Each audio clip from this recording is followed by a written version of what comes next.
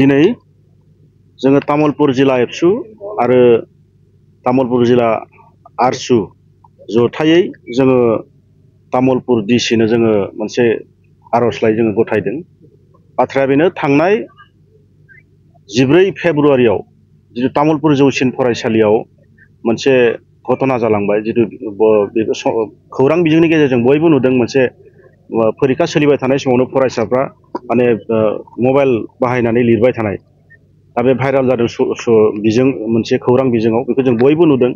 बाथ्राया जाहैबाय दिनै जों जिखिनि जों हास्थायदोंमोन बेखौ जों दिनैसिमबो जों मोननो हायाखै। जे जोङो दिनै बेनिखायनो जोङो डिसि बिथांनो जोङो आर'जलाइ जों गथायफैदों जे फरायसाफोरखौ साथाम फरायसाफोरखौ एक्सपेल खालामनाय जाबाय। नाथाय फरायसाफोरखौ एक्सपेल खालामनानैनो बे आयदाया जोबनानै थानायखौ जों माब्लाबाबो जों लुबैयाखै। मानोना बेयाव फरायसाफ्रा माबोरैहाय परीक्षा हल सिङाव बोरैहाय मबाइल सोनो हाखो बे जोबोद गिदिर मोनसे बे सोंथि। दा फरायसाफोरखौल' एक्सपेल खालामनानै जुदि आयदाया जोबनानै थायोबा बे जोंनि थाखाय मोनसे दुखुनांथाव जागोन। बेनिखायनो जोङो डिसि बिथांनो दिनै जों गोसोखां बिलाइ बा आर'जलाइ जोङो होदों। मानोना बेवहाय निस्सय बेहाय फोरोंगिरिफोरनि जाय बे फरायसालिनि बिगोमा गाहाय फोरोंगिरि एबा प्रिन्सिपाल आरो परीक्षा हलाव जाय बिथाङा डिउटियाव गोग्लैदोंमोन डिउटियाव दङमोन बिथांमोननि बेहाय दुरबलताया थागोन आरो दङ। आरो बेखौ जों रायजो राजाफ्रा बुजिदों बयबो जे बेवहाय फोरोंगिरिफोरनि दुरबलताया बेयाव 100% बेहाय दङ। बेखौ रायजो राजाफ्रा बुजिदों।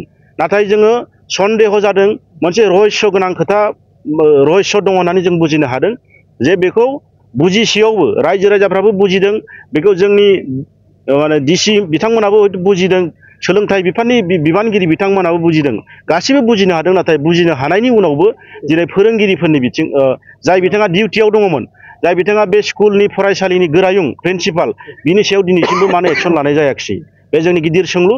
बेनिखायनो जाथायखौ गोथौयै बिजिरनांगौ आरो बिजिरनानै बेयाव जाय बिथांमोना लोब्बा दङ फोरोंगिरि बिथांमोना गाहाय फोरोंगिरि बिथांमोना लोब्बा दङ बिथांमोनखौबो तदन्तनि गेजेराव लाबोनानै बिथांमोनखौ साजा होनांगौ आरो साजा होनायखौ जोङो लुबैयो।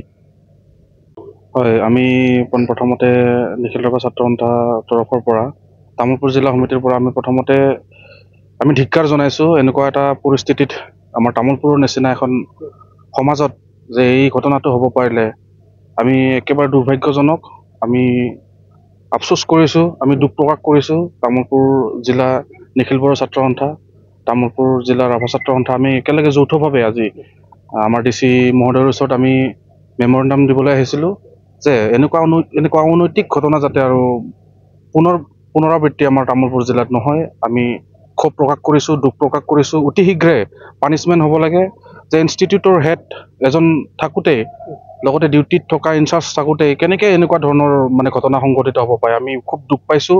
আৰু ইয়াত মানে কোনো ধৰণৰ যাতে এনেকুৱা অনৈতিক কাম আৰু হ'ব নোৱাৰে তামুলপুৰত আমি তাকে ক্ষোভ প্ৰকাশ কৰিছোঁ। আৰু আমি ডিচি মহোদয়ক আমি জনাইছোঁ যে এনেকুৱা ধৰণৰ পৰিস্থিতি আৰু যাতে দুবাৰ নহয় আৰু এই ঘটনাটোক কেন্দ্ৰ কৰিয়ে যাতে ডিচি মহোদয়ে এটি সুন্দৰ পদক্ষেপ হাতত লৈ ইয়াকে আমি জনাবলৈ আহিছিলোঁ।